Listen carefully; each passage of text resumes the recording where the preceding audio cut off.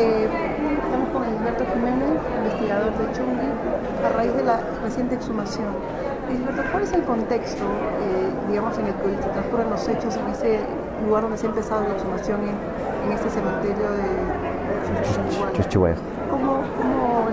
¿Cómo ha sido, digamos, esa zona afectada por la violencia en esos años del 80 al 2000? Si bien es cierto, yo llego en 1996 a Chungue por primera vez, ¿no? Y que por cierto allá era tan difícil tocar ese tema sobre la guerra, sobre la violencia. Y tampoco no me había imaginado dónde estaba viajando, ¿no? A Chungue, ¿no? Porque en aquel entonces voy allá para recoger las costumbres, las canciones, es decir, la alegría de ese pueblo.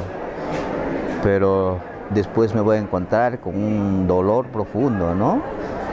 Cómo la violencia se había apropiado de esta zona tan alejada de Ayacucho como es Chungue. Pero lo curioso es que yo ya en muchas de mis viajes hago familiaridad y recién voy a descubrir de lo que Chungue de lo que Chungue significaba, ¿no? El producto de la violencia, ¿no? Entonces, lo emblemático que vamos a encontrar capaz es como en el Chuchihuayjo, una zona o lugar donde que enterraban a todos los detenidos, denominado por los militares como el cementerio de los tucos, es decir, cementerio de los terroristas, ¿no? Todos los que eran detenidos en las comunidades vecinas cuando salían de patrulla eran llevados a Chungue, pues a la base mayor de Chungue, donde existía, ¿no? Y luego ahí desaparecían, ¿no? Entonces, literalmente los comuneros decían que tenían más de 100, 150, 200 muertos, ¿no? Claro, esto va a ser ya después de muchas mis amistades, que por cierto ahí los chonguinos no contaban, no querían hablar de la violencia, ¿no? Y bueno, yo pensaba, ¿por qué no quieren hablar, no? Entonces, lo que pasa que es este lugar del capital, estamos hablando de capital de Chungue, había sido totalmente militarizado, entonces eran también los perpetradores, ¿no? Es decir, obligados también a matar, porque los militares los había organizado en comités de autodefensa. En este caso, no solo los militares, también los grupos antisubversivos que llegaron allá, ¿no? Los hinchas de la Guardia Civil, los yapangates de la Guardia Republicana, ¿no? Y mayormente los linces están los militares, ¿no? Entonces los detenidos desaparecían, ¿no? Entonces los testimonios son dramáticos, increíble. Entonces se presumía pues que Chuchihuayjo era el cementerio más grande, es decir, la fosa más grande. Claro que ahí no hicieron un hoyo, sino que hicieron varios hoyos, ¿no? Porque cada detención era de 5, 10, 15, y a esta gente los llevaban a ese lugar y los desaparecían ahí, ¿no? Eso te lo cuentan los comuneros, ¿no? Cómo los llevaban, ¿no? Todo era rumbo a Chuchihuayjo. Y también era una zona de tortura y los torturaban. Y bueno, pues han hecho lo que quisieron con los comuneros. ¿Por qué hay tantos niños en estas fosas? Bueno, en esa época, sí, en esa época mayormente era, según los testimonios que recogía, por ejemplo, no existía esa pena de muerte, entonces los militares tenían que arrasar con toda la familia íntegra, ¿no? Entonces, es decir, a la mala hierba es matar desde las raíces. Entonces las detenciones eran de familias íntegras, ¿no? No importaba ni el sexo ni la edad. Entonces yo recuerdo y tengo muchos testimonios como a niños, o sea, a sus mamás, a sus hijos, a todos los llevaban y los mataban, ¿no? Y mayormente los detenidos eran presas, niños y mujeres, ¿no? Y capaz los varones trataron de huir cuando hacían las en las patrullas, cuando detenían, entonces ahí caían mayormente las mujeres, los niños, pues, ¿no? Entonces son estos que llegaban a Chuchiguayjo, ¿no? Y también son las mujeres que han sido asesinadas producto de las violaciones y también llegaban a Chuchiguayjo, y Chuchiguayjo era una zona emblemática. Yo tengo testimonios, por ejemplo, en los años de 85, cuando estaba el mayor Zamorayo y sus lugartenientes, por ejemplo, desde ese lugar decían que aumentaron las moscas. Y luego también desde ese lugar emanaban los malos olores, ¿no? Que llegaban a la población con el ventarrón. Entonces, bueno, tampoco pues los entierros no eran a profundidad, ¿no? Entonces, bueno, esos son dramáticos en Chuchiguayjo, ¿no? ¿Qué significa que se haya empezado la exhumación en Chuchiguayjo, en Chungui, digamos? ¿Qué significa simbólicamente para un lugar de donde hubo tanta muerte? Bueno, la labor de la Fiscalía de Distrito de Medicina Legal que está trabajando es de suma importancia, ¿no? Y lo importante es que falta el trabajo de sensibilización, hacer conocer a la población lo que significa las exhumaciones, ¿no?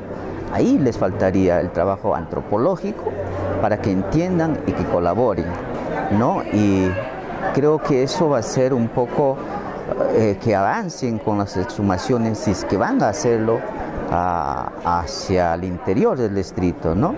Yo recuerdo cuando con Carlos Iván de Grigori llegamos y visitamos también Chuchiguayjo, y también con él llegamos hacia la zona de Oreja de Perro, el año 2007 y 2008, y al recibir tantos testimonios, él decía, no era ya tan necesario hacer las exhumaciones, porque no se va a lograr, ¿no? Entonces se va a crearse un poco de capaz entre ellos, ¿por qué a la familia de él y por qué el mío? Y también la zona geográfica es tan difícil, ¿no? Entonces creo será este Chuchiguayjo como acto de sensibilizar a los comuneros para las futuras, si es que va a seguir las exhumaciones. Pero también pedían, por ejemplo, cuando conversábamos con Carlos Iván, y Carlos Iván decía, capaz hacer un santuario natural de la memoria, crear un bosque, un parque de la memoria, en memoria de tantos caídos, ¿no? Es decir, un santuario natural de la memoria, ¿no? Hacer algo más, digamos, simbólico para abarcar tanta exhumación. Claro. Para que nos acordemos lo que se hizo en Chungui, lo que pasó. Claro, a nivel distrital, por ejemplo, Marcos William, el director de Proande, de una ONG que estuvo por esos años, es la primera ONG que llega en 1992 con su apoyo humanitario, y cuando conversaba con Carlos Iván de Grigori en Oreja de Perro decía que él tenía registrado más de 4.000 habitantes que habrían muerto en esa zona, ¿no? En esa guerra tan cruel como en Chungui. Los cantos o la cultura de Chungui, digamos, también está muy referida a lo que pasó, ¿no?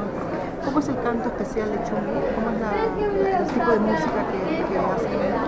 Chungui tiene un género musical muy especial de esa zona, ¿no? Mayormente lo practican un tema amoroso denominado como Yachtamasta. Y bueno, es una identidad muy especial que practican con un instrumento llamado manduca, como si fuera como un hijo producto entre la guitarra y la mandolina, un intermedio. Entonces con eso lo bailan y en eso se expresan la cruda realidad. Pero después de la guerra, mayormente estos cantos pararon en el lado de Andahuaylas, porque se apropiaron los de Andahuaylas, ¿no? Entonces, es decir, también casi perdieron su identidad esta población y ahora están en pos de recuperar, ¿no? Entonces, lamentablemente, no solo perdieron, también que cómo se apropió el grupo Sendero Luminoso de estos cantos para hacer su ideología, ¿no? Para su masificación. Son géneros que todavía están en investigación, estamos ahí viendo su comportamiento, ¿no? Y es claro que es muy particular este género musical. ¿Cómo puede seguir Chungui adelante?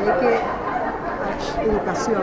¿Qué necesita Chungui para ir más allá de esta etapa de violencia y desarrollarse como una comunidad importante en Ayacucho? Yo siempre escuchaba al alcalde de Chungue que decía la palabra turismo, ¿no? Y yo me preguntaba, pero ¿quiénes van a llegar como turistas a Chungue? ¿Seré yo? ¿Será mi amigo? ¿No? Pero entiendo esa palabra turismo, es que ellos están en ese afán de desarrollo, ¿no? De llegar. Capaz esa palabra turismo es una palabra muy abierta, ¿no? Para llegar, que llegue el Estado, ¿no? Las autoridades, ¿no? Entonces, y ahorita están ellos, mayormente esta palabra turismo que superviva, están en búsqueda que llegue la carretera, ¿no? La interconexión, el olvido y ese desarrollo que esté con la carretera, ¿no? Y pidiendo carretera, electrificación, todo. Están en proceso de reconstrucción ahorita, están en reconstrucción después de la guerra que ha sido arrasado, ¿no? Entonces, ahí es el papel fundamental. Entonces, parece que están tras de esa reconstrucción, tras de lograr ese desarrollo para Chungue, porque allá es necesario, urgente que las autoridades como de educación, de salud, de agricultura, estén y conozcan esa realidad de los chonguinos, ¿no? Entonces creo que con eso podrían de alguna forma lograr esa reconstrucción y luego apuntalar hacia el desarrollo que necesitan estos pueblos, no solo Chungue, también otros pueblos, ¿no?